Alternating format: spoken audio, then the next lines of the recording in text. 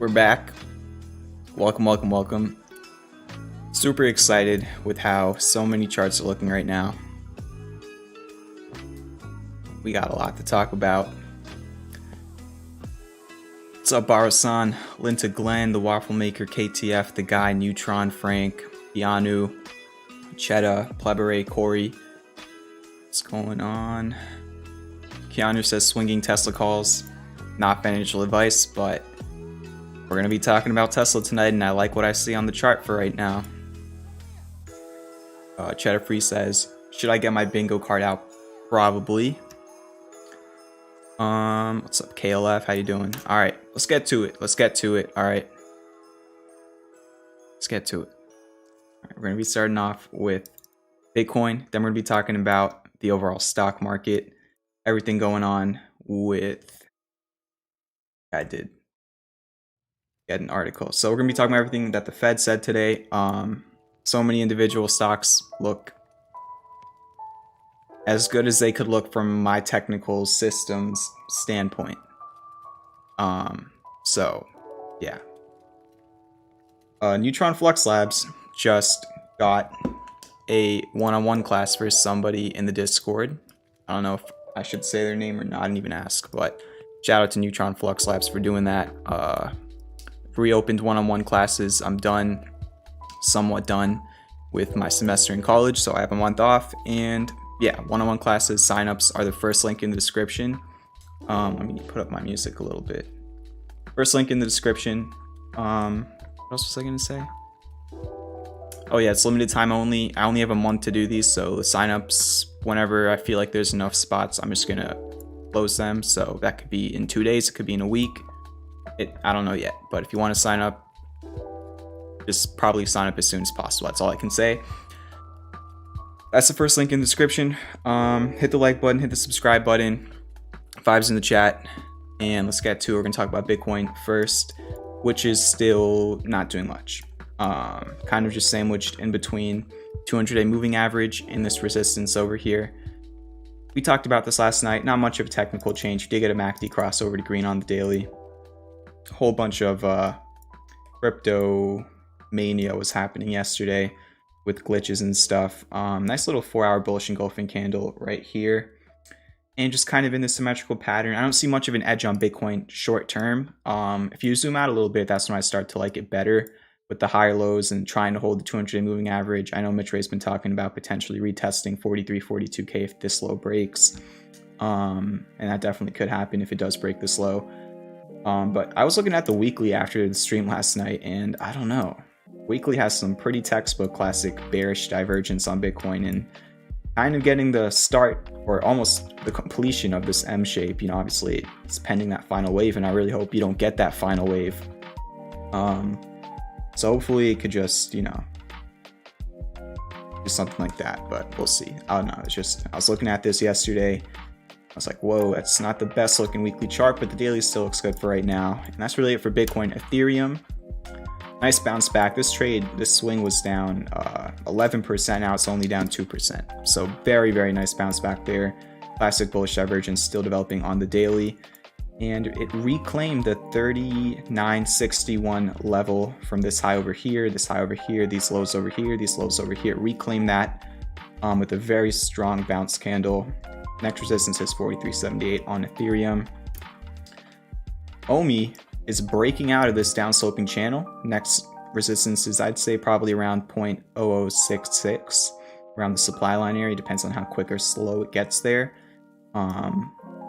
So looking good. I like the chart right now on OMI. If it can hold these levels, it looks pretty strong to me. Last time it broke out of a little channel or descending wedge, it went up 22%. So far, it's gone up about 8% since the breakout. And since the low over here, we were talking about the hammer candle over here down there, up 32%. Now, I'm sure a lot of people are confused about why I just started talking about this every night on stream for the past, like, almost 2 months now. Or no, almost like a month and a half at this point. If you never watched my video about OMI and VV and Pokemon and Logan Paul and just... I was speculating on a bunch of stuff, but I ended up really starting to learn about VV and OMI.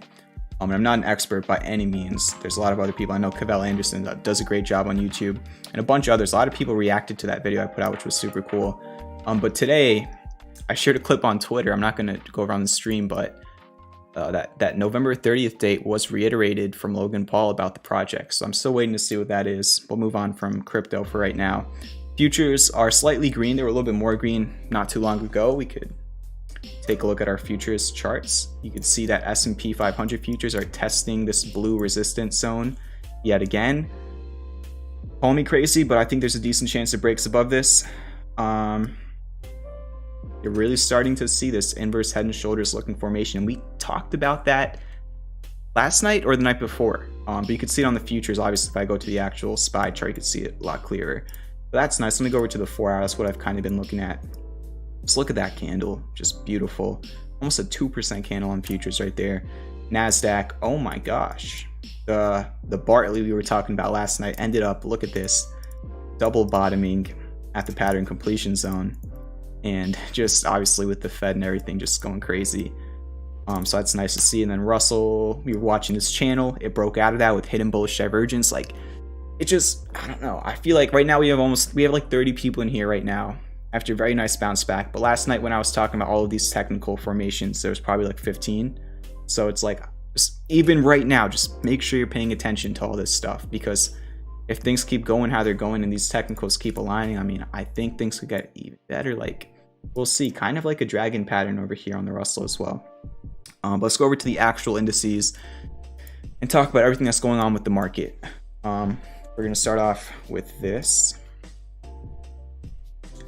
So today, right at 2 o'clock, we had a little bit of a red candle drop. Let me just kind of break this down for all of you. Let's go over to the 5-minute. So you can't even really see it. Maybe on the 3-minute you can. Not really. Okay, so let's just look at it like this. So this was pretty much your 2 o'clock candle. Right at 2 o'clock, you had this dip down, up down almost 0.5% on the SPY, right? That was when the initial report came out, which I think the main thing that stood out was what a bunch of analysts were expecting, what we already talked about earlier this week. So they're starting to look like things are going to be speeding up with tapering. The Fed will be buying $60 billion of bonds each month starting in January, half the level prior to the November taper, and $30 billion less than it had been buying in December. The Fed was tapering by $15 billion a month in November, doubled that in December. Then we'll accelerate the reduction further come 2022. And then you also had the projections released Wednesday indicate that the Fed might see or they see as many as 3 rate hikes coming in 2022. I believe they're still unchanged for right now. There were some talks about inflation, a lot of supply imbalances. I know Jerome Powell was heavily focusing on that when talking about inflation. Obviously, how their original standpoint is not currently their standpoint anymore because things popped up. Also, they talked about Omicron variant and kind of talking about how it could be more Powell's stance from the, I think he said experts, whatever he was talking to. I think even a journalist asked him during the call, was that this variant could be, I don't want to use the wrong words here, but a little bit more, what's the right word to use? Contagious, but less severe. I don't know if those are the right words to use. And again, you know, he's also talked about that there's still a lot of uncertainty within, and the next few weeks, the next couple of months, we'll probably get a better idea of everything. So that's really what happened. And what did I talk? I was kind of talking about this earlier, but again, when you have rumors of something happening leading up to it happening, you know, I'm sure a lot of you have heard buy the rumor, sell the news, but it was kind of like we got to sell the news, or no, it was kind of like we got to sell the rumor and then people bought the news, right? I don't think there was much that people didn't expect already, but once you kind of already saw selling for the first 2 days of the week and also the first half of today, then you were just at a point where, okay, we already kind of saw what was going to happen for the most part, and then it happened. And we already had sold out. This market's always forward looking, and that didn't surprise me at all. I mean, I was talking about fundamentals, not so much this week. I've been focusing a lot more on technicals, but if you remember at the beginning of last week, I was focusing on how there was just so much FUD, in my opinion, spreading around on social media and in the news. And obviously we got a nice bounce back last week. And this week we had this FOMC meeting, and I talked about last night on stream, and I think I wanted to talk about it on Monday, but I forgot. How pretty much like the last 4 or 5 or maybe even 6 Fed meetings, they're usually on Wednesdays, right? Most of those last 4 or 5 meetings had a red Monday and Tuesday leading up into the announcement at 2 p.m. on Wednesday. So you just kind of copy that same exact example again. So that's really what you had there. Obviously, it moved the markets really, really aggressively, honestly quicker than I would have anticipated, and it was really, really good. But just another funny coincidence of technicals lining up for me saying it for days in a row, and then news comes out, and obviously it just catapults everything. And yes, the reason that the SPY went up as much as it did today was because of the reaction to the Fed news. If it was a bad reaction, you would have had a much larger drop. I'm not saying the technicals are the reason that you went up. It's not. But it's just a cool coincidence that we've talked about so many times this year. Back in January on AMC and GameStop, we were talking about AMC at $3-4, GameStop at $10. Who remembers the ascending triangle on GameStop last November, I'm pretty sure. Obviously with Fisker and QS in February, we were talking about how bullish I was on them, and then they both got upgrades going into earnings. Like, there's so many scenarios we've seen this year. It's pretty interesting to me. So that's what you had today. So yeah, I don't know. I'm just a little bit frustrated, honestly. It's just like, I try and talk about how things are setting up, and those are typically the times when, like, apart from like 15 people, maybe 20 people, nobody really cares. You know, there's 10,000 people between Discord and Twitter, and 15 people were watching the stream the last 3 nights, you know, and those were the times when I really want people to care. But it's typically once you do things like, you know, once you do things like these, then everyone's going to care up here, and then things like that happen. So that's just something that's always frustrated me about, you know, just psychology. And I really want to make sure I'm trying my best to bring up all these psychological aspects, because a lot of people just want to look away when you're doing things like these. And how many times do I say that these things create opportunities, right? So yeah, that's pretty much what's led us to over here. Now, what's going on from a technical standpoint? What have we been talking about? What's currently happening with the overall market? Let's do the SPY breakdown. All right, give me 5-10 minutes. We got a lot to talk about here. Okay, so obviously we had that low in October. You had a descending broadening wedge which turned into a bearish harmonic that underperformed. You rallied up to new all-time highs and you started dropping again. I thought, and I said on stream multiple times, that there was a lot of FUD happening here in the beginning of the month. For people that don't understand that term, it's fear, uncertainty, and doubt. Pretty much just like an overreaction to a bunch of different news. And we got this sell-off. Then at this bottom, it was last Sunday night. Let me go over to the daily. We talked about all the volume signatures on the SPY and how bullish I was over here on December 3rd, literally the lows of Friday. And I was talking about it on Sunday before the market opened, which was this day. We're talking about everything. Then we got a nice quick rally up to pretty much retest our previous highs. We were like 1% short, and then we started dipping again. Where did we start dipping? We started dipping at a horizontal resistance from right over here and right over here and right over here, which lined up with an 886. That's something that I was talking about coming into this week to think about. What else was I talking about? I was saying a lot of the stocks that were carrying up the SPY and the NASDAQ for the last few months, like Apple and Nvidia and Microsoft and Google and Tesla, they were starting to show bearish variables. They were starting to pull back in the beginning of the week. And you already have, apart from those like top 10 to 15 stocks carrying the indices, you have like so many other stocks that are down 50 to 70% from their highs in February. And that's not being reflected in the indices. So when on top of the stocks that are already down, you have the big large caps, you know, also falling down, then you can get quick pulls, but it's easy for those pulls to reverse. And that's what we were also talking about heavily on Monday night. If you were here, I talked about how we did Apple puts, which were over 100% profit and premium this week, if I remember that correctly.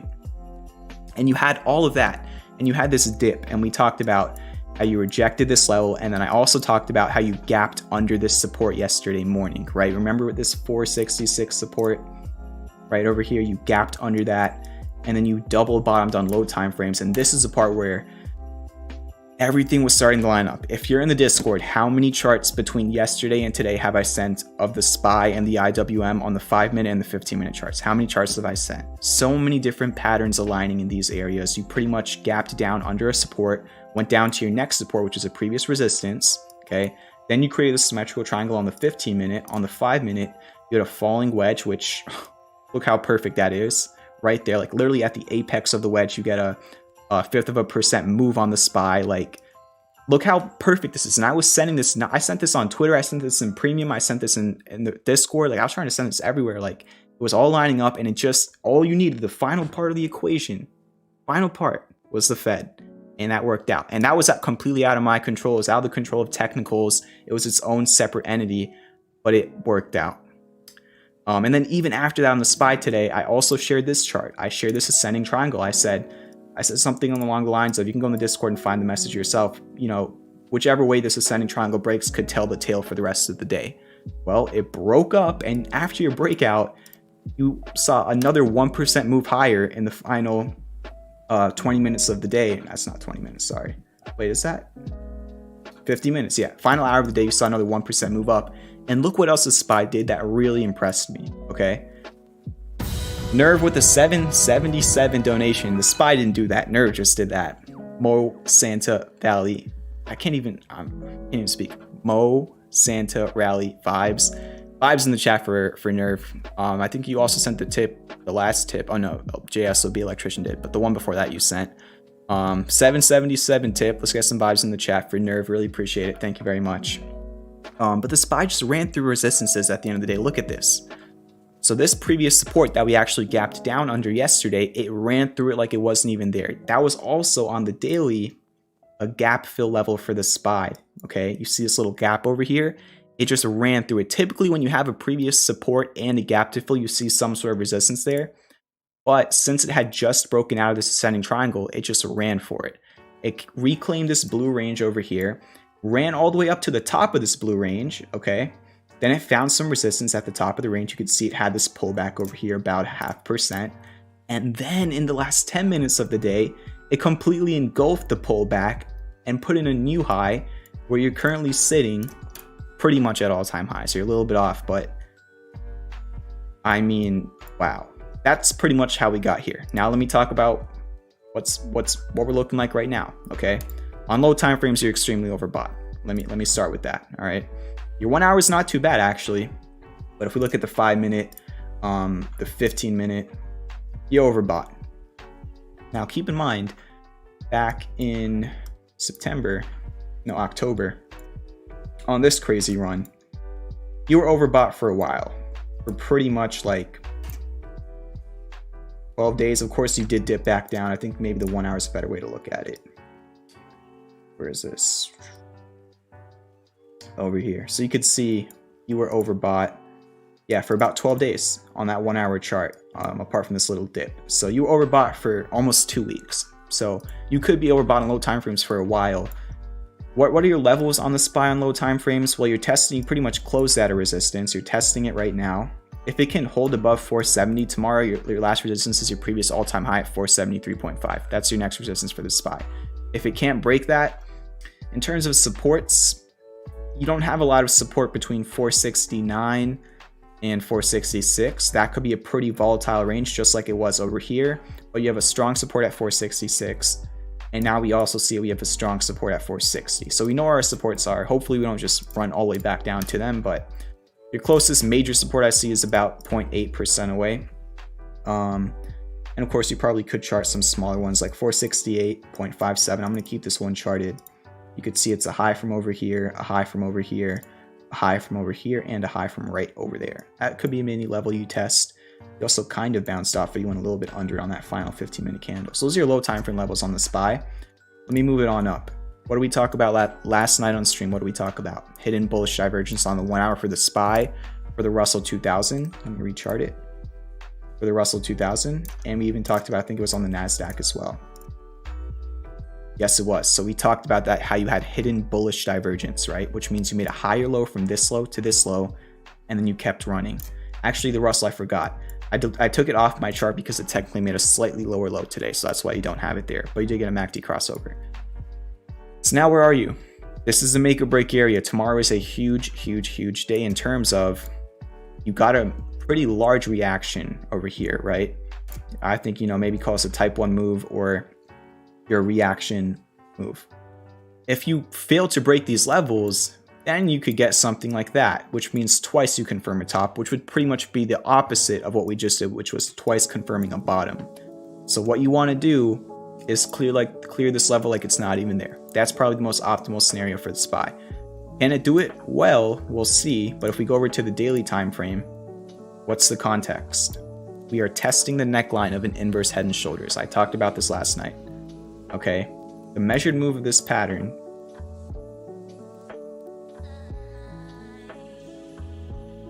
is at about 491, 492.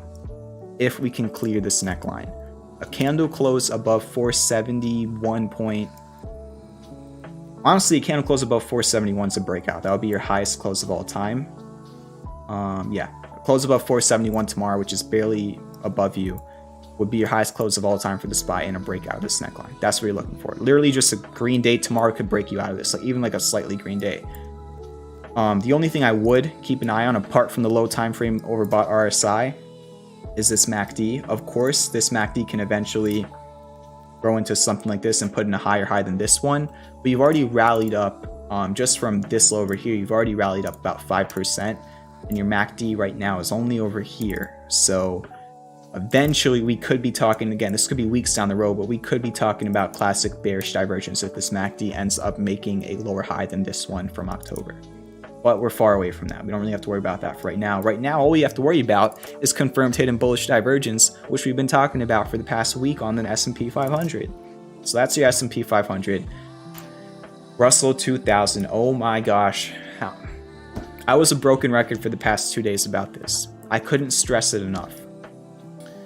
Now, really pretty much what you did was you bounced around these lows. I shared a clip on Twitter earlier today from last night's stream where literally I was just saying I just want to see it bounce around these lows. Honestly, I was hoping more for like a higher low or a same low. You slightly broke under it, but you, in general, I mean, we're talking about not even a 1% difference. In general, you did make a lower low, but at the close, you made a higher. Like if we're only counting candle closes here, from this candle close low to this one, it's a higher low, right? If we're counting wicks, yeah, you made a lower low intraday, but it wasn't too much lower. So good.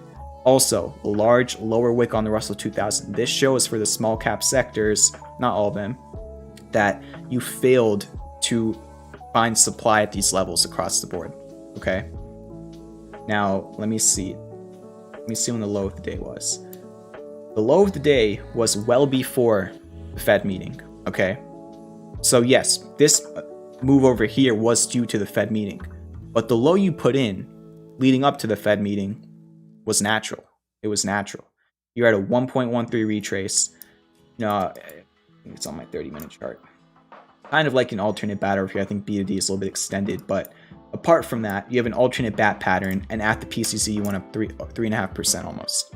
I did share this in the Discord. What else did we talk about last night's stream? We talked about this downsloping channel right here and how you were butting up right against it with classic bullish divergence. That broke out too. So I don't want to keep sounding like a broken record, but this is what we talked about for the past 2 or 3 days, and it made me really, really happy to see that it happened with the help of technicals and, of course, a lot of help from the Fed.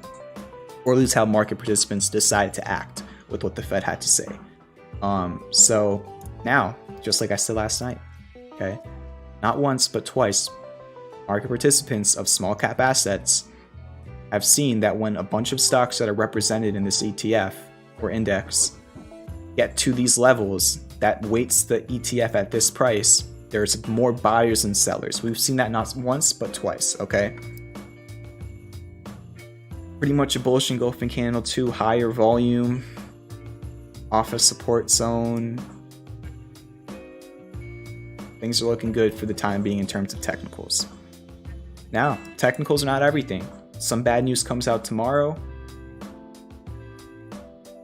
It's always possible. This is why I need to make sure, no matter how bullish I sound on the stream, you all need to realize that I understand nothing is a certainty, and that more importantly, you need to understand nothing is a certainty. If you haven't watched the Mark Douglas playlist on my channel, it's free. It's in the playlist. Go watch all of his lectures. I've watched every single one of them that are in that playlist. Every single one. Some of them are like hours long. So go watch that if you want to learn about psychology. It doesn't matter how bullish or bearish you are on something, you always have to understand there's uncertainty no matter what, okay?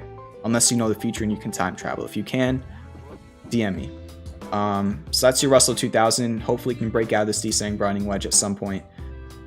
Even broke out of supply lines. I mean, I could just chart it like this. I already showed it to you on the 30-minute, but how many stocks? We're going to look at a lot of charts tonight, and a lot of charts are going to look just like this. Just like this. You put in a low in the beginning of the month, you're putting in a similar low right now, and you're breaking supply lines. A lot of these stocks are just moving together, okay? So that's what you have right now. If these levels hold, this is probably, if if the S&P breaks the neckline of the inverse head and shoulders and the low we just put in holds, this is probably the most bullish market you can have from a technical standpoint, in my opinion, that I've seen in the last 2 years. I haven't been trading for 2 years, but I've been looking at this market from a technical standpoint for 2 years. I mean, this is exactly what you want to see. You're getting bullish reversal patterns short term in a long-term uptrend. I don't know what else to say. Hopefully people pay attention, and hopefully these things eventually play out, because they still could not play out. I mean, I'm accepting that. You have to be too, but you have to also understand the probabilities here are pretty insane, and there's a lot of stocks that topped out in February, that topped out in June, that are 70, 80, 90% lower from those prices. They're not going to go down forever. They're going to bounce at some point. It's your job as a trader to identify when that time could be. So that's your Russell 2000, NASDAQ. Not much to talk about from a technical perspective. I'm more focused on the SPY and the Russell, but developing hidden bullish divergence as well. Filled an upside gap from the gap down yesterday. Maybe you could chart this on the NASDAQ. There you go. So you could view the NASDAQ like that. The ARK ETF, look at that. Bullish engulfing candle on the 4-hour, broke back above the supply line after making a very similar low to the... I'm going to go crazy. I need to see like 10 vibes in the chat right now. I'm going to go crazy. I can't be the only one that cares about this when I've been talking about technicals for the past year on this channel. I just can't be. Okay, these are the times when I want to see vibes. I want to see vibes in these situations more than I want to see vibes in those situations. Why? Because these are the situations where you can put yourself in first to get into these situations. And 99% of traders don't understand that. Okay, that's why I'm gonna sound crazy as long as I need to. Okay, it's gonna happen. And to be fair, I mean, a lot of the streams have been kind of dull for the past couple of weeks. But now when you start showing me charts like this, I'm gonna sound crazy. I don't care. Even if I'm wrong. If I'm wrong, at least I gave it a shot. I managed my risk, and we'll wait till the next opportunity we see a formation like this in the market. That's all it is. Small loss, wait for the next big one. That's what it is. So that's your market. I mean, apart from the indices, US 10, you're just going sideways. VIX drop back down towards the 200-day moving average. Gold, bullish pin bar. Still keeping a very... I talked about gold quite a bit earlier last week. I'm still keeping a very, very close eye on gold. It's still kind of using the previous supply line as a demand line and hidden bullish divergence. It's almost confirmed. I know most people don't really, care about gold anymore in terms of like an asset, but still a very interesting chart. And then the dollar broke out of the symmetrical triangle, kind of back testing it for right now. We'll see what happens. I think I saw somebody chatting, or Cheddar Freeze chatting about like a bearish butterfly or something. I don't know from where, what, or how it looks, but that's your market. Okay. I'm so happy there's 40 people in here. I'm going to be honest. I wish like 30 of you were here the last 3 nights before the bounce today. But at least you're here now. So we still have a lot more to talk about. That was just the market segment. Wait till we get to all the individual stocks I'm going to bring up on the stream tonight. Okay. Wait till we get to that part. Which I'm going to get to that part right now, so you don't have to wait for it. But it's December 15th. Okay. We've had some good times this year. We've had some not so good times this year. Overall, it was a great year in terms of how the weekly sheet looks in terms of overall P&L. Last month was not that good for swings.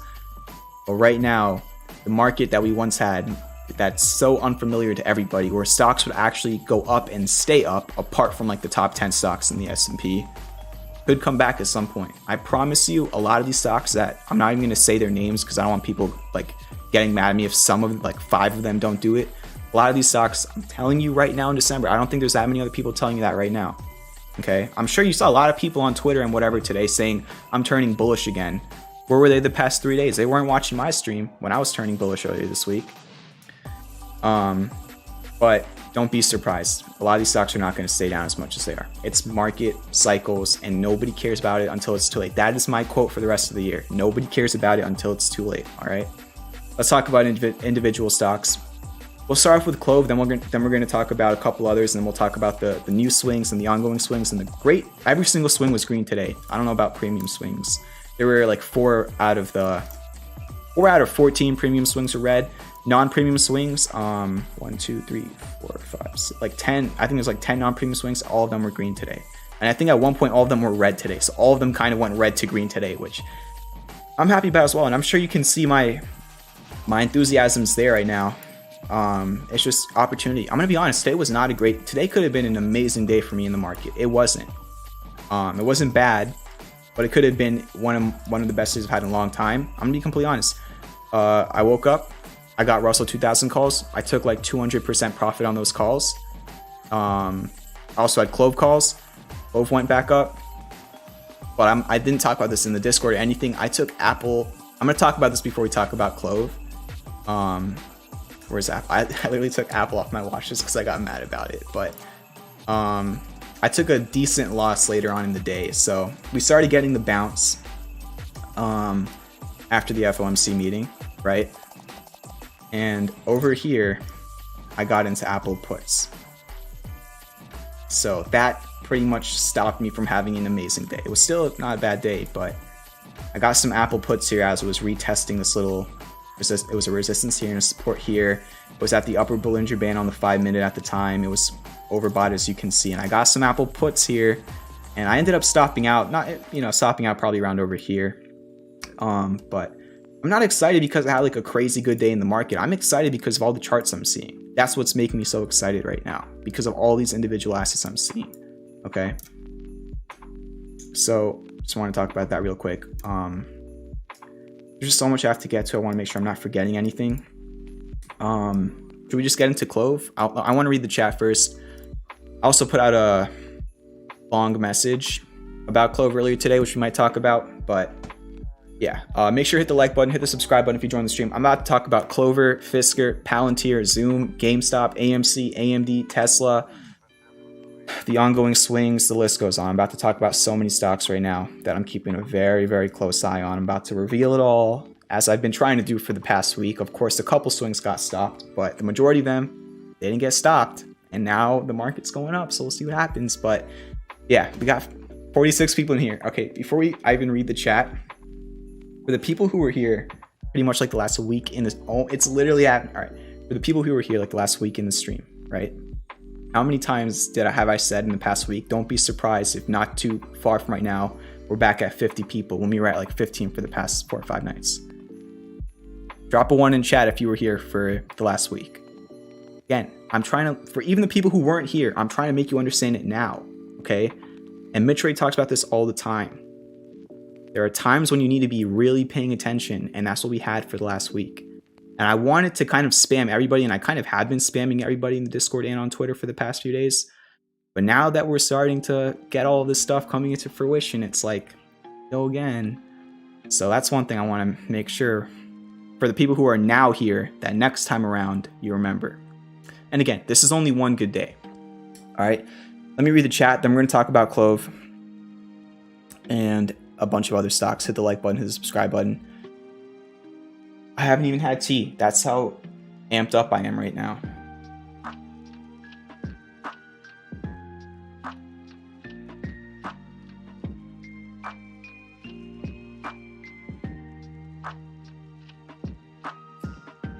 I'm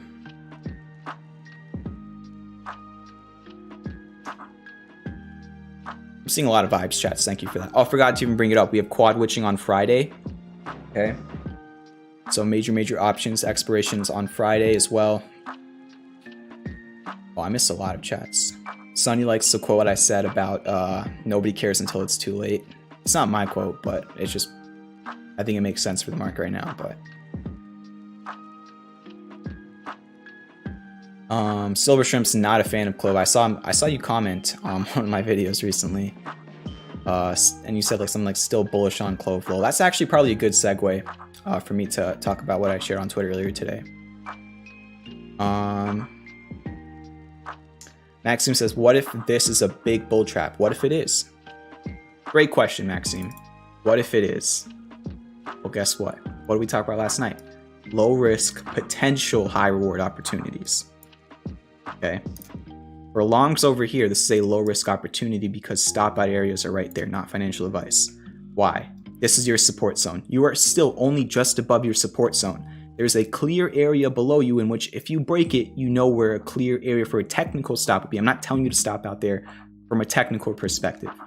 However, this is a descending broadening wedge. Thomas Bulkowski's target for descending broadening wedges, if I'm not mistaken, is literally the top of the wedge, okay? So remember the two things I just said. Let's look at that from a reward to risk standpoint, okay? We're gonna round it. That's a 3 reward to risk.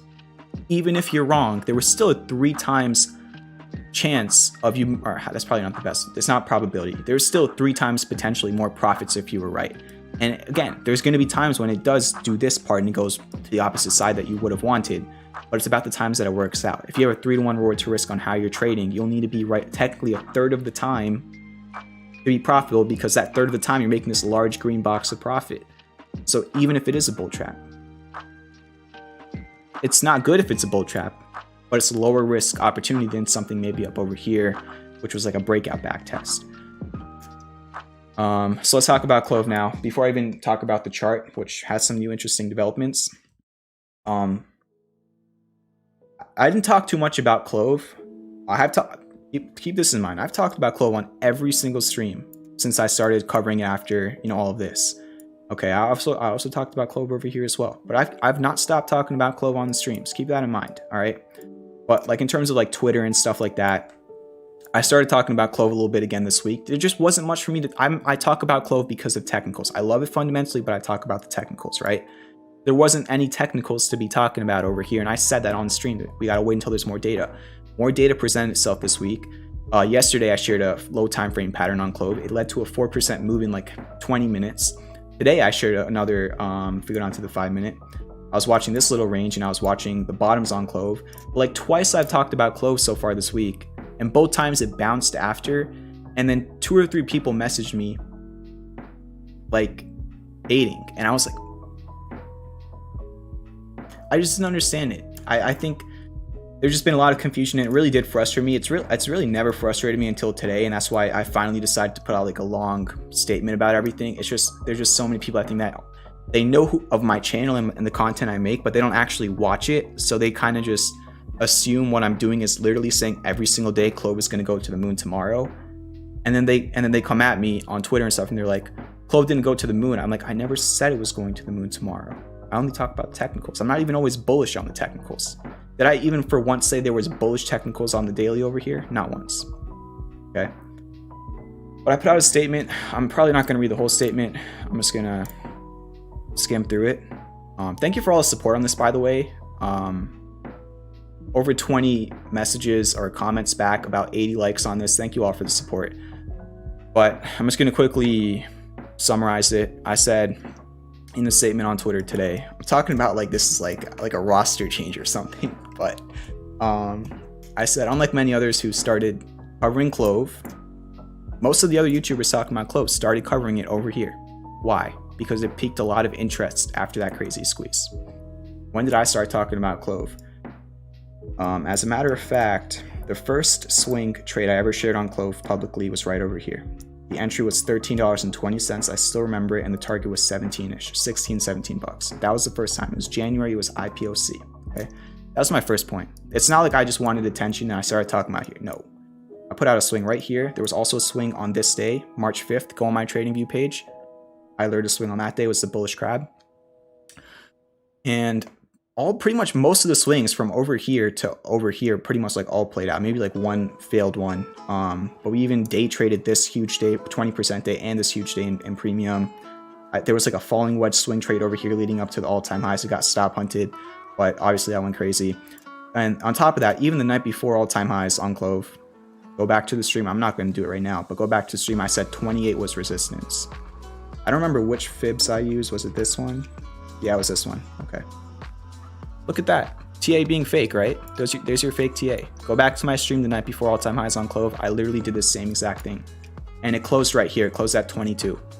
I said 28's your 4.236 resistance. You topped out there the next day. I've gotten dozens of messages from people saying they took profits over here because of that fib resistance. So that's pretty much how this all started. And let's get to a little bit more short-term stuff. I want to kind of speed this up a little bit. I want to kind of repeat everything. Where have I messed up? Well, none of the swings have really worked out after this point, to be fair. Bad on my end. I messed up there. I'll admit that any day of the week. You all know I talk about my losing trades, my winning trades. I literally share a sheet on Discord and Twitter every single day with every single trade. Every day. I don't know many other people that do that. So yeah, the swings really didn't work out here, but at the same time, once I started heavily talking about CLOV again in these areas, I started saying that I was finding this interesting low time frame setup that I would just keep seeing constantly. And what I started doing for pretty much the whole entire summer, and I started trading them in premium, was trading calls on CLOV short term, like day trades. I would day trade CLOV because I was noticing the same pattern. For a long time, we had a gap down, falling wedge, break back above VWAP, and then I get into calls. And it worked out so well. If you're in premium, you know that. Between June, was it?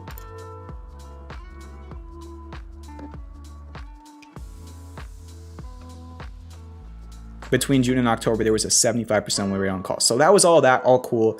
Then, I don't know if Jeff O'Connor's in here, but then we had the Wyckoff accumulation, which was right over here. For most of you who know me from CLOV, were here over here. That was your 50% move in 20 days that nobody cared about. That's nothing I wanted to bring up. And then we have all of this. And also, on this day, I tweeted out that 11 was resistance prior to the offering, okay? Prior to the offering. I didn't know the offering was coming. I'm sorry, it came. A swing failed. The swing literally stopped out right here. Stopped out here.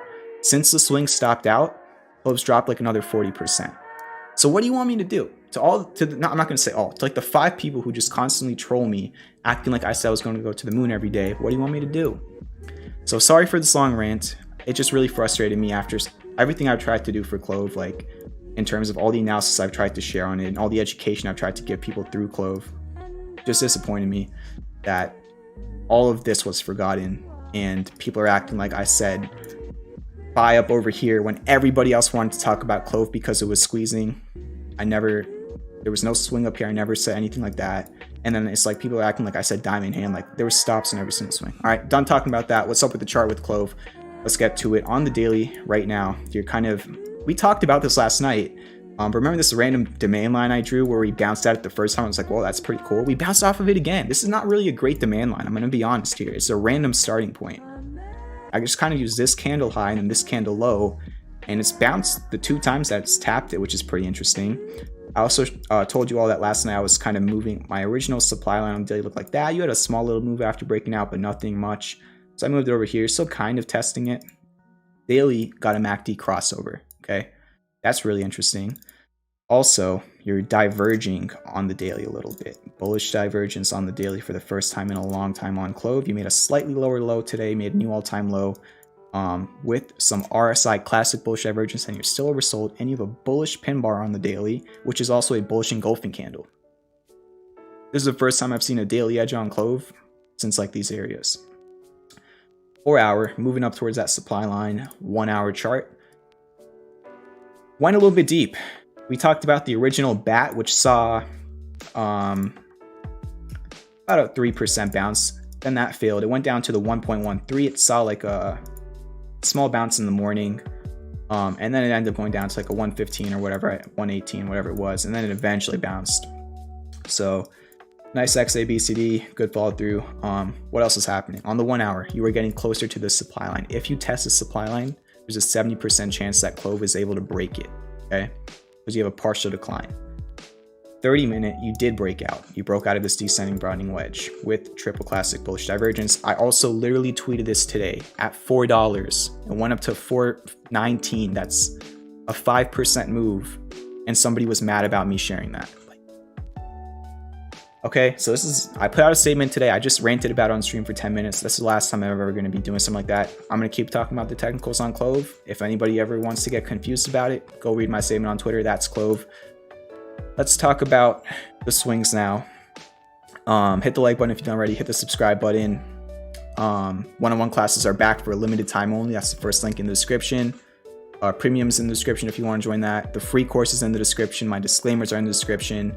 The FTM simulator game is in the description. That's free to join, and you can win prizes if you place top 3. There's only like 10 people that are in profit right now because of the market the last few days. So even if you join right now, you still have a good chance of getting top 3 and winning prizes just for playing a simulator stock market game. And you can learn from that as well. So all the links in the description, check them out.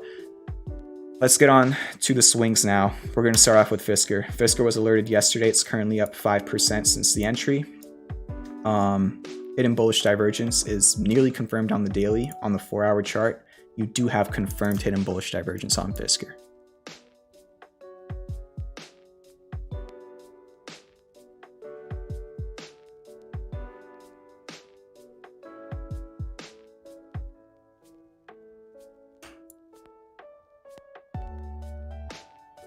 Okay, you also broke out of a dragon pattern supply line today on Fisker. You double bottomed out of support. On the 1 hour, I talked about this, I think, on Monday night. Sorry, on the 15 minute. You had a Bartley. Yeah. You double bottomed at it. Do I need to say anything else? All right, we'll leave it at that. That's Fisker, okay? Swings up 5% since the alert yesterday. Just want to see it probably hold the 200-day moving average. What else? There's a new swing from today, GameStop. What's my thoughts on this? Pretty much sitting right at the entry area-ish. I think it was up a little bit after. After hours was really nice today. So one of the nicest after hours I've seen in weeks. Most of the stocks, my watch is up like 1 or 2%. Okay, GameStop, what's my idea here? All right, you're breaking out of this supply line on the 4 hour. You're breaking out of this wedge on the 1 hour. Okay. You're breaking out of this ascending triangle on the 30 minute. On the 15 minute, you broke out of this wedge. On the 5 minute, do you remember last night on stream when I said GameStop looked really, really strong because it put in a higher high at the end of the day? Did anybody watch? The 15 people that watched that, remember how I was talking about GameStop? I alerted it to premium members like right here. The calls went up 60%. I even shared it on Twitter right over here. Went up 4% in like a few minutes. Anybody remember all that? Well, technicals continuing to play out. You're still making higher highs and higher lows on GameStop.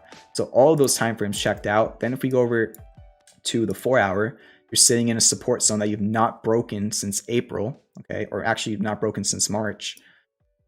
And you have this uncompleted crab. I don't even know if that's a real word. You had, golden retrace from X to B, and you pretty much dropped down to a 1414 instead of a 1618. Now, it's not a completed crab. However, your MACD is crossing over to green almost on the 4 hour. Your RSI is double bottoming at an oversold territory. You're breaking out of so many supply lines. This might be a scenario where the 1414 fib extension, which is not a fib extension I normally use, could act as a bottom. And, well, since it hit the 1414, it's currently up about 14%. You even had a bullish engulfing candle at your low on Monday with very, very good volume. It's your highest volume since the beginning of November. And if you take out November, it's your highest volume since the beginning of September. So that's my idea. That's GameStop. Let's talk about the rest of the swings. Palantir was alerted yesterday.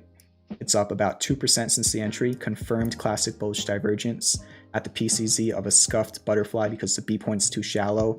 Palantir broke out of the daily supply line today. Do you remember in the beginning of the stream when I told you that a lot of charts look just like this? Anybody remember that? How I said that they're breaking supply lines after kind of double bottoming? Yeah, it's not a coincidence. So Palantir, it's up a few percent since the entry. Broke out of the downsloping wedge channel, whatever you want to call it today. 4 hour kind of looks like a dragon pattern. Bullish engulfing candle. A lot of bullish engulfing candles too on the 4 hour today. Zoom alerted yesterday. Nice bullish pin bar today. Nearly confirmed classic bullish divergence. It's up like 1% since the entry. And you're pretty much sitting at the PCZ of a bullish bat. Back testing a previous resistance as a support. Wix, another swing trade, is literally still at the entry. Didn't really move today. It was up 1.5%. I think it was down a little bit yesterday. It's just still testing this little zone in the demand line. Another bullish pin bar today. Not a coincidence. At the low, had a large rally off it. Again, we just had price rejection across the board to the downside. We got to an area where there were much more buyers than sellers, and you got a very quick imbalance between them, okay? And technicals represented that for the last 3 days. That I was trying to like scream at the top of my lungs that it was coming. And now we got to see it came. Now we got to see if we can get follow through in the next week or so. You might get a red day here and there, but we're looking for follow through. So also have triple classic bullish divergence on Wix. SU bounced off the demand line. Another bullish pin bar. Still the potential for hidden bullish divergence. This swings down a few percent since the entry. Not much of a technical change. GM did not move today, but another bullish pin bar. I wonder why they all look the same. But it did backtest the supply line as a demand line today, which we have been talking about this week, that it could come back down to these areas and bounce off of them. And you did today. We talked about that the last 2 nights on stream. BLO didn't move, but again, another bullish pin bar. SWN didn't move, but another bullish pin bar. And then DraftKings, like a bullish hammer. I think it closed. Nope, another bullish pin bar. So DraftKings got stop hunted today, but it closed above yesterday and the stop. Close above yesterday's close and the stop. And now it's back to testing the supply line. So that's really it for the updates on the swings. Not too much of an update, but very, very nice bounce backs for like the swings that I alerted last week, and then very good starts to the swings that I've alerted so far this week. Make sure to follow me on Twitter at Champion Vibe or join Discord. The link is in the description if you want to get alerted on those. None of them are financial advice, and they are your swing updates, all right? But look at all those charts. I mean, wow. All right, so we just talked about crypto, the market, the swings, CLOV, Apple, and what else should we talk about? Let's start with AMD. We're gonna do a premium day trade recap, but also didn't have to be in premium. Okay, didn't have to be on premium. If you follow me on Twitter, I shared this last night after the stream. I also shared this in the technical trades channel in the morning today in Discord for everybody. You didn't have to be in premium. I alerted in premium, but I was also sharing the charts around as much as I could, which is the same thing I did for Tesla. But yeah, on the daily for AMD, still a very, very strong chart. Hidden bullish divergence, right? Bounce at a 50% retrace in a falling wedge. You can very clearly see it on the 1 hour. This green arrow is where I alerted calls, AMD calls to premium members today. They went up, let's see, they went up 146% from that alert to the close, pretty much. Yeah. So let me go over to the 5-minute and break down the trade. Because again, if you're not in premium, I'm trying to do my best here, you know? If you're not in premium, I'm still trying to talk about all this stuff on the stream for education. I'm still trying to share as much as I can on Twitter and in the Discord. So just try and pay attention, and I'm trying to give all the education I can. But basically on AMD, I noticed all those things on the higher time frames that I just talked about, and this cup and handle on the 5-minute. And I alerted it right over here. As it was trying to backtest the VWAP, it ended up doing like making a 15-minute symmetrical triangle and going into the Fed meeting, and then obviously the Fed meeting helped out as it did for most stocks. But the context, like, look at this, okay? Cup and handle, hidden bullish divergence, 15-minute symmetrical triangle, broke out of the symmetrical triangle, and then with the FOMC catalyst, what did AMD do? It broke out of the neckline of the cup and handle, and then it back tested it, okay? Break, hook, and go. Look for that formation on breakouts. You break out, you flip your resistance into a support, and then you just go to the moon. Like, look how technical this is. Like, I'm sorry for, like, I guess screaming in the mic for the whole stream tonight, but like, these are the times that like I've tried to prepare myself for so long, and I tried to prepare all of you for, so you can capitalize on these opportunities. Because you could literally, I mean, like, look at this. It took you 5 whole entire days, right? I'm gonna do it like this. It took you about 4 days, honestly 5 days, to sell off that amount, right? But just to go back up that amount, you did it in 1 day.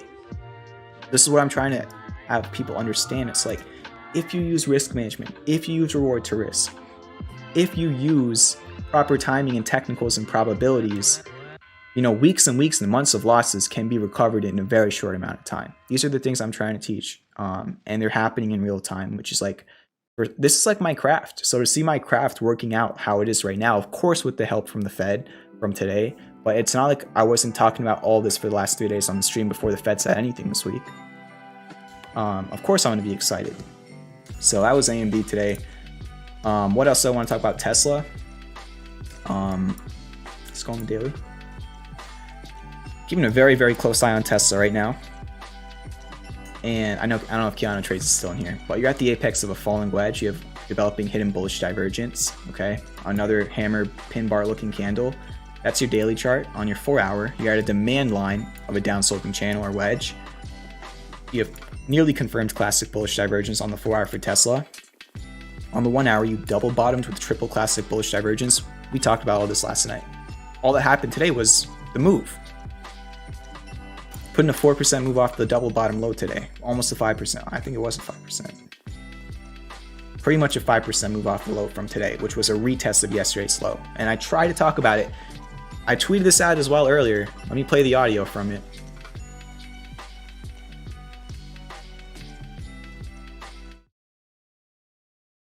Before, it's when I shared this on Twitter, but again, that was also linked to the Discord, and Tesla bounced up 3% after I shared that chart.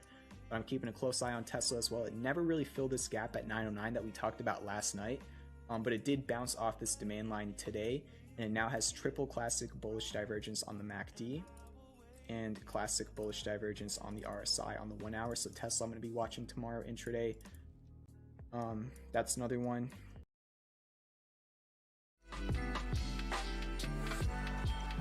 So yeah, I was watching Tesla the whole morning.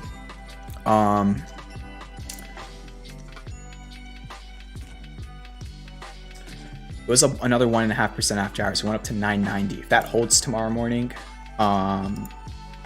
premium members might be happy. That's all I'm gonna say. We'll see if it holds.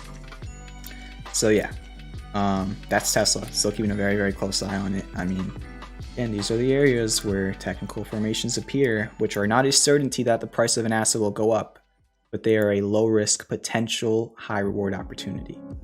That's what you're looking for. You're not looking to call things. You're not looking for people to applaud you. You're looking for reward to risk. And you're looking to create a system in which you can repeat constantly for the rest of your life. That's how these people do it. That's the big secret that nobody wants to tell you. That's what I'm trying to tell all of you. It's all you got to do. Win more, lose less, find trades consistently with higher probability using a system. It might not be my system. It could be your own system. It's just a lot of people that are new to this market from stuff like AMC and GameStop or CLOV or Bitcoin or whatever it is. I don't want to include Bitcoin there. Just from, hype moments in the market, a lot of people just get into this situation where that's what they were brought into the market for. So that's what they've made their initial money off of. And now a lot of those people have lost all of that money and probably some more.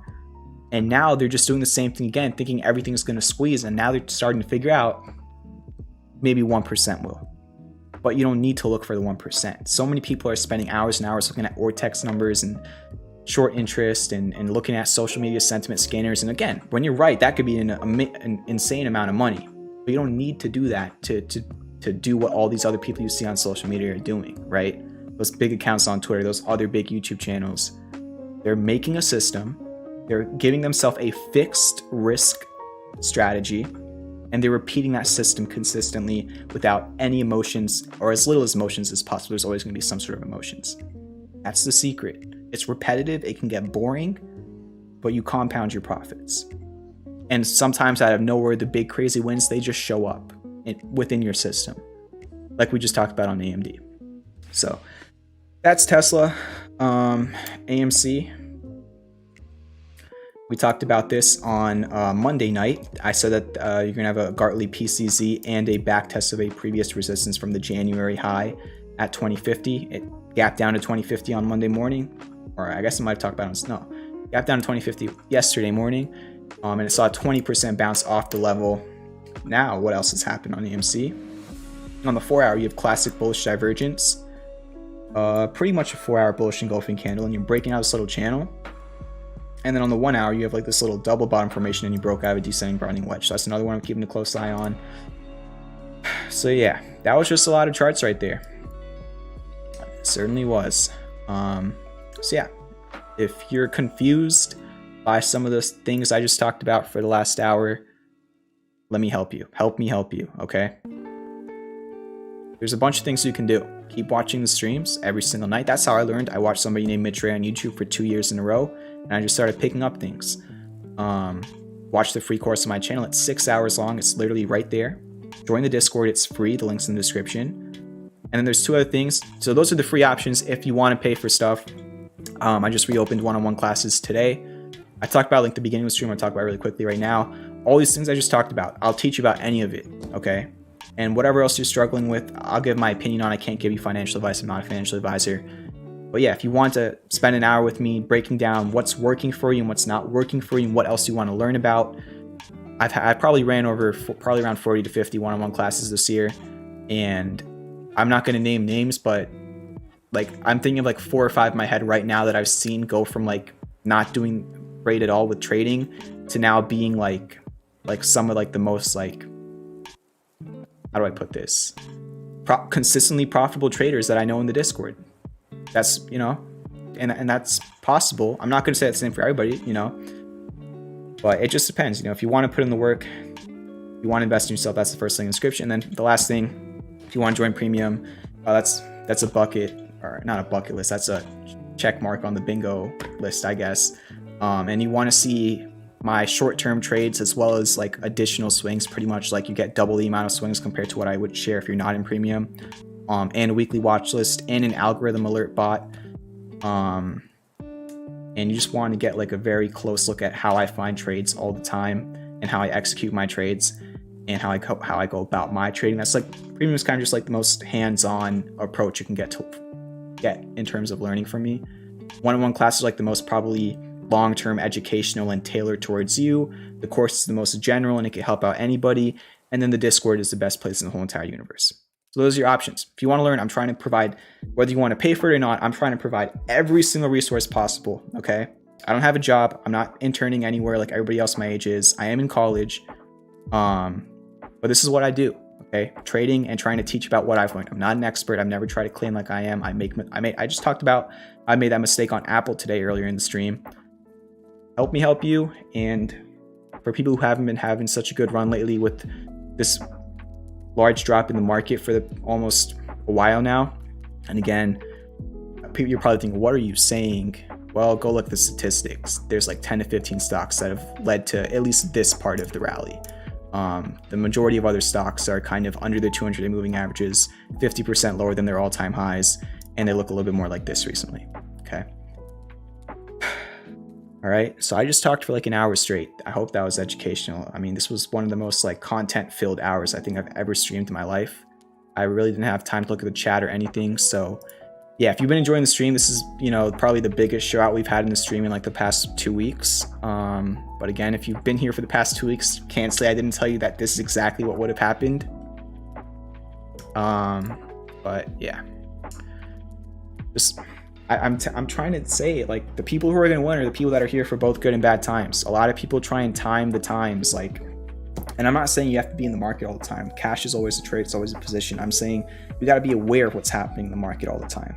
That's how you find the opportunities. Looking away when things are bad, it's like, that's how you let your emotions start taking control, and that's when things go wrong. All right, let me read the chat for a bit now. I don't know if we're going to have time for take requests tonight. I just talk like a lot. So I'm just going to kind of chill for the rest of the stream, read the chat, hit the subscribe button if you're a new viewer of the stream. We might have some new people in here tonight. Help us get to 4,000 subs. Thank you for all the support. We have over 150,000 views on the channel this year, which is amazing. Appreciate all of you. And what's up in the chat right now?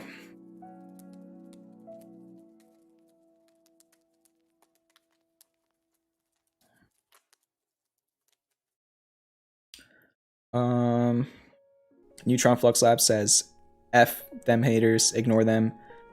But you have sucked at swinging lately. Better at the quickies. Come to the dark side. Yeah, the past months of swings have not been good, but today was a great day for the swings. All of them were green that were non-premium, then 10 out of the 14 premium ones were green. And if this market situation could be what I hope it could be, we might have a swing. It just seems crazy. I feel like a lot of people who were here back in December of last year, January, February, even people who were here in June, you remember what the swings were like. And I just think there's a lot of people here that just weren't around then, and probably some people who have joined like the FTM within the last month probably think I'm a horrible swing trader, because last month has been horrible, to be fair.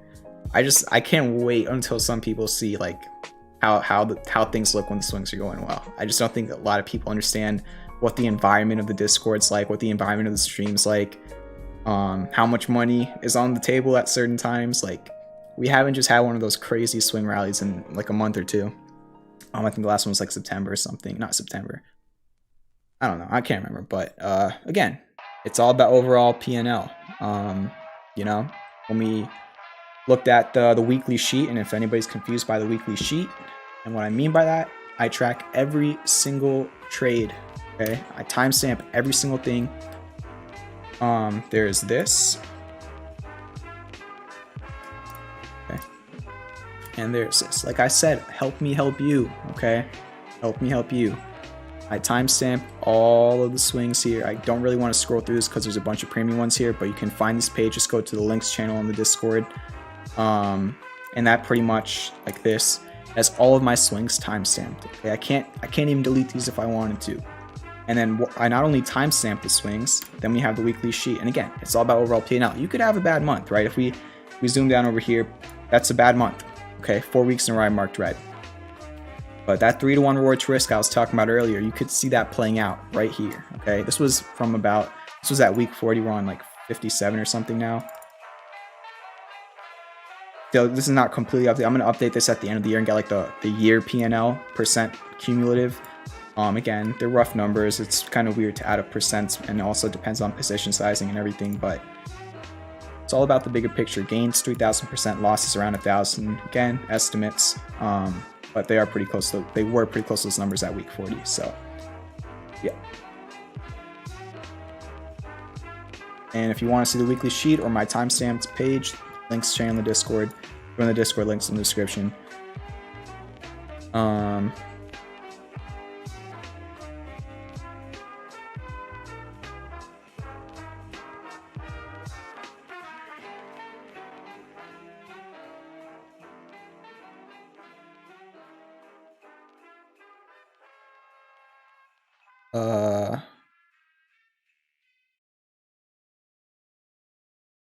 Trying to read everything in the chat. Thank you for dropping the Discord link, Shadow. Kenneth, thank you very much. Kenneth says, hey champ, good vibes to you and the fam. I really appreciate that message. Same to you and your fam. And to everybody here, I wish all of you a happy holidays, happy new year, whatever you celebrate. Even if you don't have a holiday soon, whenever the next one is, I hope you enjoy it. It was 4 a.m. for William. I think William got out of the stream by now. Pleberus has got a midterm tomorrow that I should be studying for, but the market too juicy to give this up. Yeah, it's a pretty crazy market. I mean, this week feels like it's been like 10 days long already.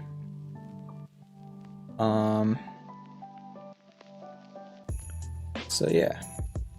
The guy says in before we double top and I'm down 59%. Yeah, I did start off with this. For people who joined in late and you just saw me here nonstop talking about how bullish the IWM and everything looks, again, with proper risk management, there still is this. If we can't continue rallying here, then you're getting a potential reversal high and double top, add a PCC of a bearish harmonic, and then you could eventually turn that into bearish divergence pretty much if you're going by candle closes and not wicks.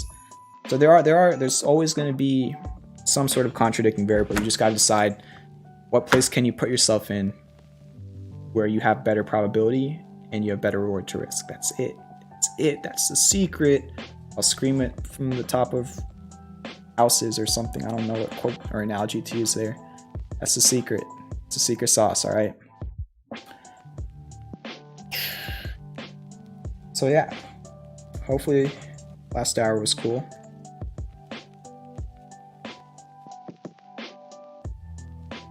Maybe we call it there. I don't know.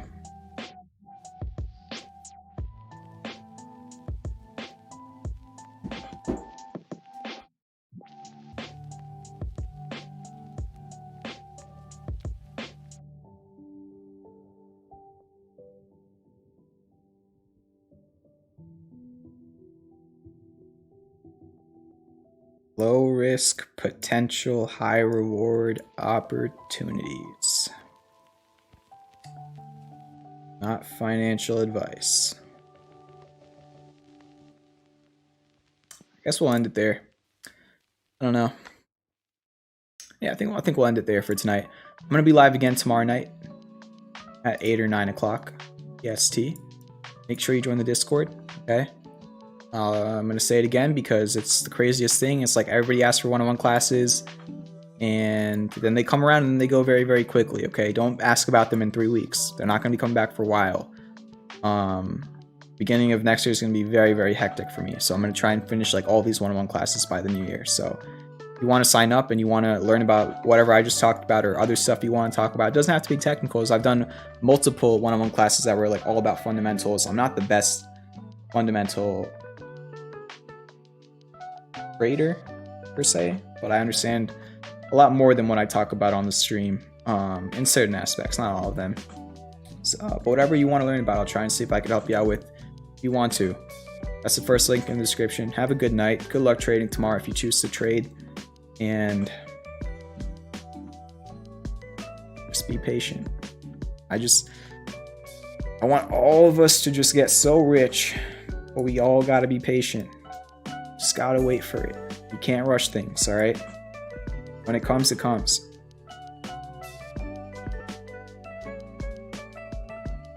I think we're gonna have some good times pretty shortly here. All right, we'll see. And if we don't, risk will be managed and we'll wait even longer. As long as you have to wait is how long you're gonna wait. Remember that. If you don't know about the composite operator, go on Google and search up composite operator stock market. Let me just keep giving out all these little secrets. And to be fair, Mitch Ray has taught me most of them, so make sure also check him out on YouTube. I need to start saying that. I used to say it a lot back in the day. I need to start saying a lot more.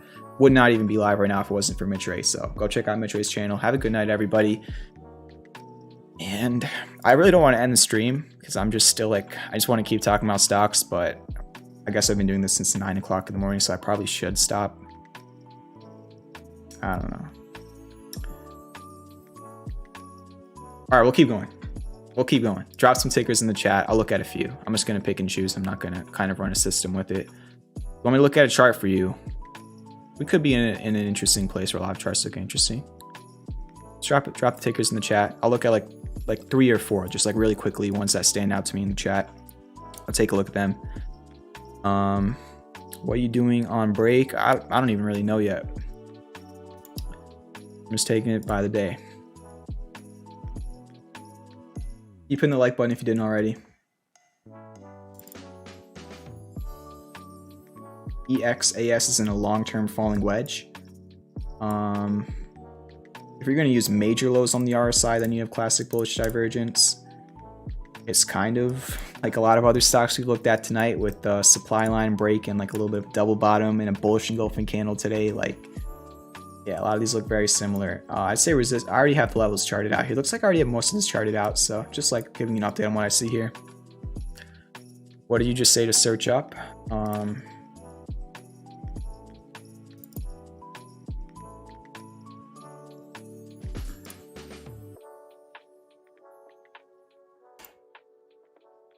Just read this article. Your blind spot. I just dropped the link twice in the chat. Read that article.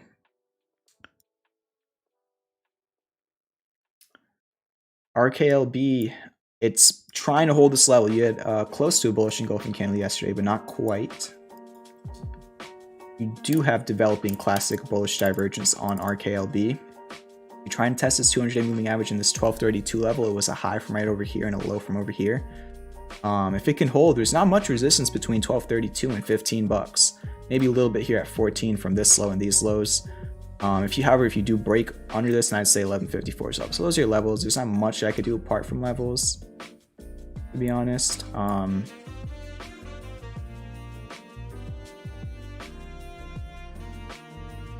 don't even know the best way to go about that would be right now. That just kind of looks weird, but I don't know. Certain retraces look interesting there. What's up, Scrooge? Hope you're doing well.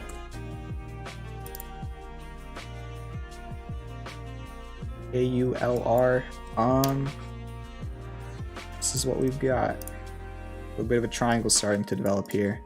Potential hidden bullish divergence, and the long-term picture here is a major ascending broadening wedge, but you're not even close to like a demand line or a supply line, so it doesn't really matter for right now. So I'm gonna delete those lines, but the major support area I see is like 265 for like $3. Like this whole entire area you could see was resistance for so long, and now it's trying to act as support. That's very important. If that can hold, I mean, this is kind of the psychology of like an ascending triangle, break, hook, and we'll see if it can go long term with hidden bullish divergence. So it's just about holding those levels, in my opinion. ROKU and Crush. Let's see if it bounced back. No, it was down another 8%.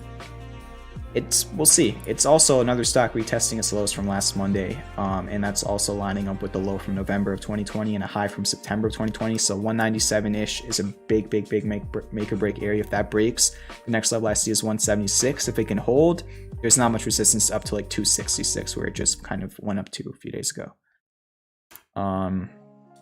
FTM.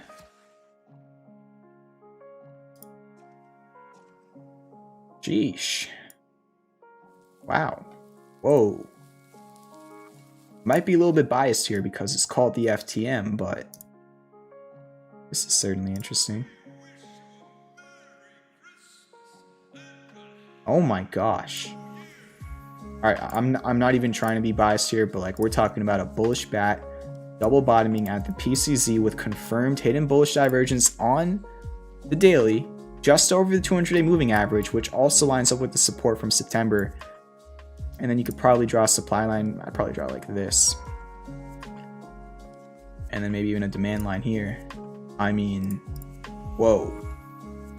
Not financial advice, but this looks really nice to me. It doesn't mean it's gonna go up for sure. But I mean, those are variables I look for. You got divergence, it's even on your RSI. You're at a PCZ, you've bounced at that PCZ area twice. The context is a support and 200-day moving average. This is a pretty good candlestick pattern here. Large drop down, kind of indecision, and then a large move back up. Follow through price action. In terms of resistances, let me delete that for a second. 76, okay. So those are the levels I see. That's your full chart for FTM Phantom, not free trading movement, Phantom. Really interesting. I'm gonna keep this. I don't know if it's on. Is it on Coinbase? I only like sharing crypto alerts on like Coinbase cryptos. Doesn't look like it is. It's on Binance. I'll throw it into my crypto watch list though.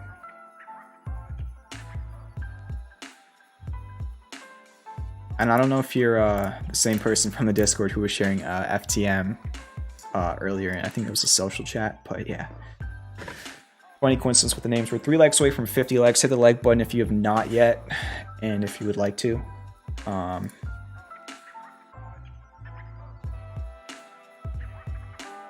You ever want to get merch? The link's in the description. Oh no, it's the pin chat as well. You could use the tip link to go to the merch as well, if you ever want to. Upstart, Tattooed Chef, EDS. All right, that'll probably be the last one for the night. Tattooed Chef, I looked at this today. It's testing a historical support zone. It has classic bullish divergence on the daily RSI. It's in a descending broadening wedge. On the 4-hour, it has classic bullish divergence on both oscillators. Had a hammer candle as the first 4-hour candle today, and then a large green candle afterwards. I guess it also broke like a mini supply line here. They can hold the support zone. I like the technicals here, not financial advice. I'm gonna stop saying not financial advice after like every single thing I say. Nothing I say is ever financial advice. Okay, so I can stop saying that for the rest of the stream. It's like I'm like annoying myself with that. Upstart.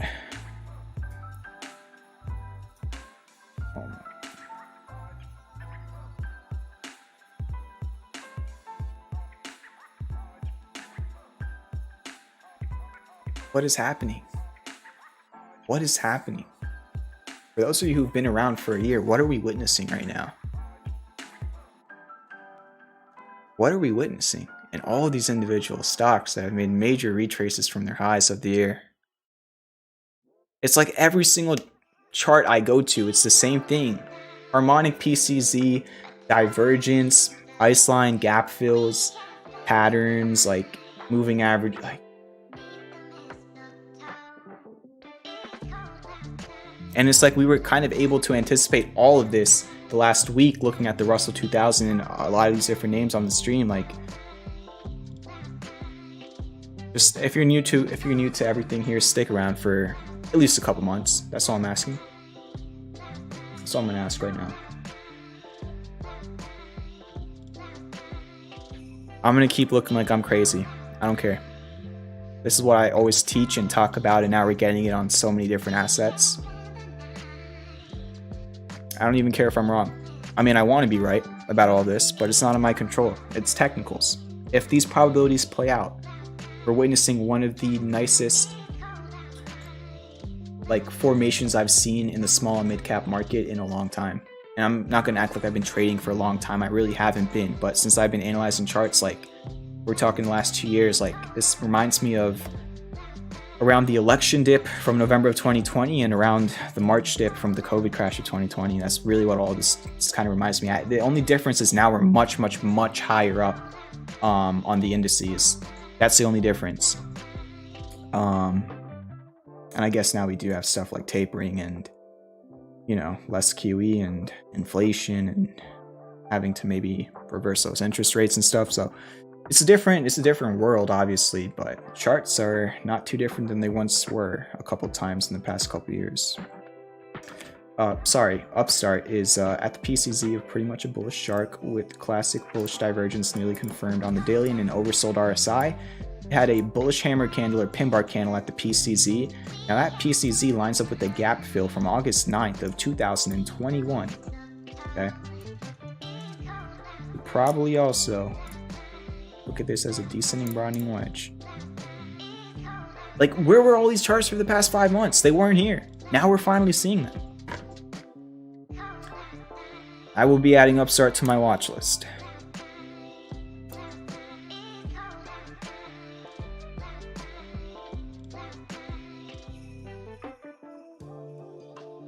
Remember this stream. Remember like the last 10 streams, honestly. And even if I'm wrong, still remember them, because what I've talked about in like the last 10 streams, you can use for the next century, okay? In terms of like the charts we're looking at. Even if every single one of these charts fail and some sort of catalyst overrides all of this, just use these last 10 streams as a basis for what you look for if you want to use my system, which is derived from people like Mitch Ray and Bulkowski and a bunch of others I'm not going to keep on naming, but like just DDS. Not much I could do on this one. It went parabolic. Now it's kind of correcting itself. I charted gap fills above you. I charted supports under you. Eventually, if that MACD crosses over above the price of 168, you can get hidden bullish divergence. Maybe a little bit of a downsloping channel here on the 4 hour. Siegfried League says, so buy Upstart. Do whatever you want with your own money. I'm not telling you to do anything. I'm not telling you not to do anything. I'm not a financial advisor.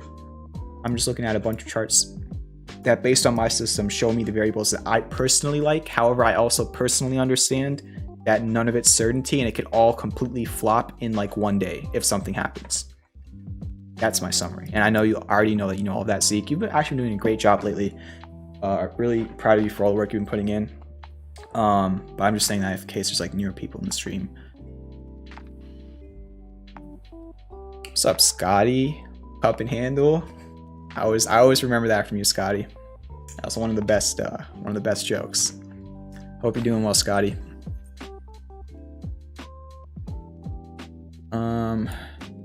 Yeah, I mean, shoot.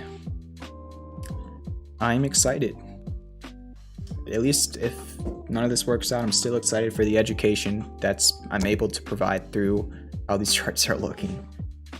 And if they all fail, it's kind of weird calling that education if they didn't work out, but again, probability. So yeah. Wow. Still got 36 people in here, which is crazy. Keep hitting the like button if you didn't already. Scotty says up late tonight and wanted to check in. Great work as always, kid. Thank you, Scotty. Really appreciate it. And hope you get some rest. Always important. Get some good sleep. I really did not get great sleep for like 2 months, but the last few weeks I've been really getting good sleep, so make sure to do that. And premium members know I've kind of been getting a little bit too much of good sleep this week so far. But yeah, it's still been a pretty good week for options trades though.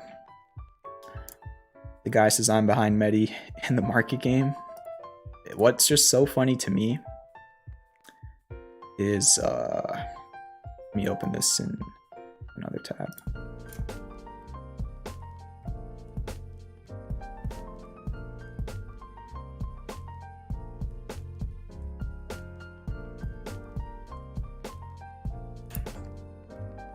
Oh, by the way, this is the FTM market game. It ends on December 31st. Okay, currently.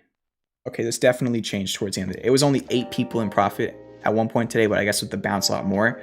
There's only 16 people out of 46 that are currently in profit. All you gotta do is place top 3. If you can make over 22%, because you start with 100K, if you can make over 22% in the next 2 weeks in the simulator, you can win a prize. And again, that's, of course, I don't know if these top 3 are gonna keep going more.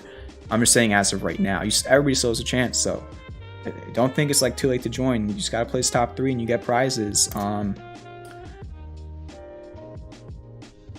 It's free to join. Also, you can learn about, you know, different strategies that you wanted to test out, but you don't want to test out with your hard-earned money. Remember, always when you're trying a new strategy, paper trade, simulator, use fake money, okay? On a simulator, not like fake money in the real world. Don't do that. That's illegal. I'm not telling you to do that. But what was I gonna say? So the prizes, first place gets a year of premium, and if I'm gonna talk to whoever got first place, see what the ideas behind your trades in the simulator were, and if you look like you know, have a good solid system, you can get a technical analyst or a news analyst role in the Discord. Second place gets a month of premium and a 1 hour long one-on-one class with me, and then the third place gets 1 month of premium. It's free to join and play in this game. Shout out to Cheddar Freeze for the idea. But one thing that's super funny to me is this.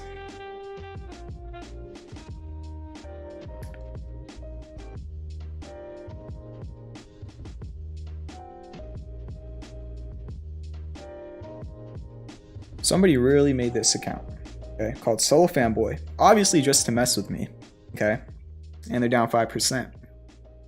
They were down quite a bit more, I think, when I looked at it today, but yeah, not practicing proper risk management. I haven't looked at Solo's chart in a while, so I don't know how it looks, can't say anything about that, but yeah. I mean, who would do that? I honestly think it's probably Medi or the Lump or Neutron. It's probably one of them 3. Tiger Trader, you've been crushing it. Keep it up. Go check out Tiger Woods Trader. Tiger, let me see on Twitter, at Tiger W Trader 1. Check out his page. He's been crushing it. I've been following what you've been doing lately. Keep it up. The guy says, if I won, I just want Medi banned. But yeah, I don't know. I'm really interested to see however this account turns out at the end of the month. Can't say I'm rooting for it, but also, hey, I mean, if it's got a good chart right now, I can't say I'm rooting against it. I'm always rooting for the technicals. I'm not going to look at the chart right now, but yeah, I just don't like the Solo car. I have nothing against their business. I have nothing against the chart. I don't know much about their business. I just don't like their product. I don't like how the car looks. And I've gotten, you know, a good amount of dislikes for that in the past year, but a lot more likes from Fisker. So we'll leave it at that. Peace out. Have a good night. See you tomorrow.